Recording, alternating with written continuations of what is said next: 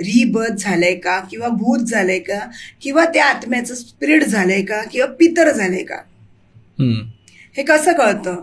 तर आपल्या भगवद्गीतामध्ये 8व्या अध्यायात 8वा जो अध्याय आहे त्यात 25वा श्लोक आहे, त्यात क्लिअरली असं मेन्शन आहे की जी व्यक्ती दक्षिणायन या काळात पौर्णिमा ते अमावस जो पिरियड असतो, जेव्हा पौर्णिमा होते आणि अमावसच्या तिथे आपले जर्नी चालू होते, जसं जसं चंद्र कलेनी छोटा स्मॉल होत जातं, त्या दरम्यान जर कुणी एक्सपायर्ड झालंय तर ती व्यक्ती कितीही कर्म चांगले असू दे ते रिलीज होत नाहीत, ते ब्रह्मांडात रिलीज होत नाहीत. ते एखाद्या वेळेस भूत बनतील, एखाद्या वेळेस रिबर्थ घेतील, एखाद्या वेळेस ते पितर बनतील. तर अशा त्यांची जर्नी असते. ते ब्रह्मांडात रिलीज होतच नाही.